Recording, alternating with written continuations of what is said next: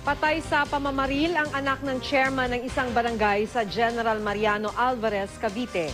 Ang asawa ng isang kagawad sa kanilang barangay ang itinuturong na maril sa biktima. Makibalita tayo kay Micaela Papa.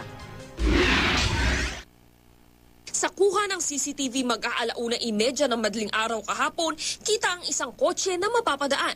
Kasunod ang isang lalaking nakasando at isa pang nagtakip ng panyo sa muka. 4 na minuto lang ang lumipas, tumatakbo na pabalik ang lalaking nakasando. Bit-bit ang isang baril. Sa isa pang kuha, kitang nagmamadaling umalis ang kotse.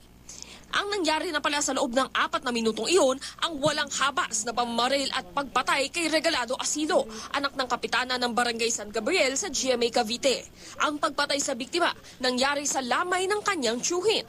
At ang gunman daw, ayon sa mga saksi, walang dudang si Noni Aleja, asawa ng isang kagawad. Sabi dire-diretso na po yung pagbaril sa kanya.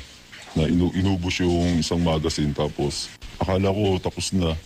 Nakita niya kasi yung biktima na nakahandusay, na binaril niya ng halos talagang tutukan na 1 o 2 metro lang ang layo.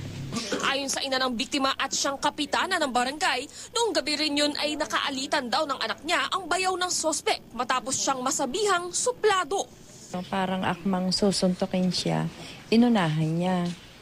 Tapos anong nangyari, kasi nga lasing yung kapatid ni Konsehala Maribel, bumagsak yung tao sa hams, pumutok yung noo niya.